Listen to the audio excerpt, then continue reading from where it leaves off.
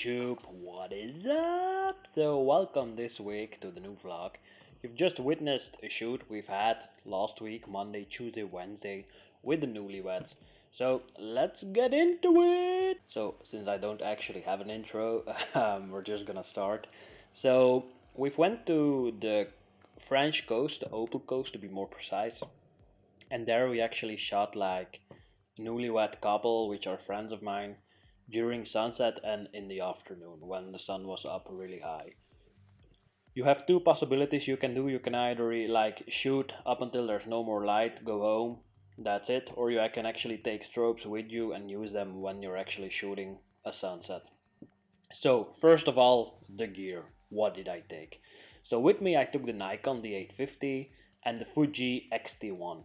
The Fuji we didn't use, so I only used the Nikon D850 combined with the 2470 from Nikon and the 1424 from Nikon, because you really want that nice wide angle while the sun is setting to have the clouds and everything going on. Why did we do 2 days? First of all, you never know what weather it will be.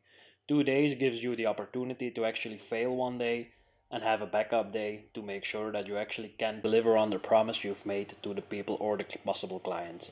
When shooting sunset, it's really important to actually keep in mind that when you're shooting with strobes, like I used the Elinchrom Quadra, the 400 series, the old one, with the HS hat, which gives us the high sync possibility, which is like this special trigger from Elinchrom, which can let us sync up with a shutter speed up to 1/8000 of a second, meaning you get normal 6 stops of more control in the background than what you normally shoot with the regular shutter speed, which stops at 250, 160, 60 with the Canons. So yeah, just keep that in mind. It's a new technology. There's a fly going on here. And then we've actually used the Deep Octa without a grid, but with the 2 diffusion panels attached in it. So one bevel inside and then the other one in front of it. And then the sister from the bride came with us to actually be like an assistant to hold the strobes, because at the sea there's a lot of wind, to make sure that the lights don't crash on the ground. How did we get to these locations? Well, I've been there before, but it's still up to them. Like when you drive the coastline in France, you have like a difference from up high grass going down more rocks, totally even with the coastline. So it's totally up to you which area you decide, as you're the people who decide what you want as a setting. So they decided to actually go with the rocks, but not the big ones, like the normal even ones. So and then with an app called TPE, the photographer's X spherical or something. It's an app which gives you like, that's the direction the sun will come up, go down, the hours from golden hour, blue hour.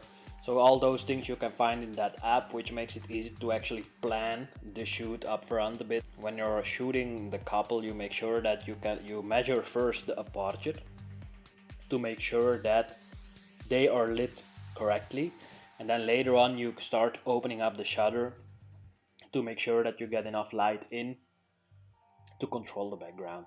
The images you've seen, they were from daytime. So we shot those with the Nikon D850 combined with a 1424 and a 2470, and we shot that without strobes.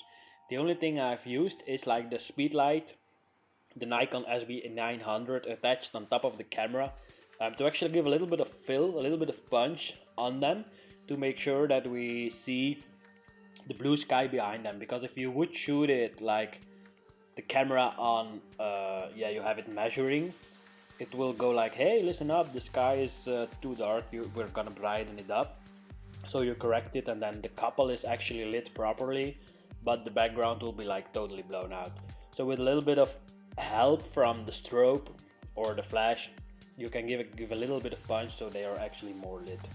Another thing you can keep in mind is like the strobes, like the speed lights, they have a manual function, so you can actually zoom them in a little bit more, so you can actually focus the beam of light instead of going this way, to actually go a little bit more bundled into one line or in a direct line up to them. Yeah, that's it for this shoot. If you got some more questions, also we shot some footage with the DJI Spark, which I've just bought, and I totally like the way it goes and the way it moves. So let me know what you think about that, really much appreciated. And again, yeah, if you got questions about the shoot or some of the images, just let me know below in the comments, send me a direct message and I'll be gladly to get back to you. Also, you've seen in the vlog only the pictures from daytime. If you want to see the sunset pictures, go and check out my Facebook, it's somewhere below, or just like, yeah, go to my social media and you will find them somewhere spread around. And that's it. And again, if you got questions, don't hesitate to contact me, I'll be gladly to help or explain some things if you got some questions. And that's it. See you guys next time. Bye bye.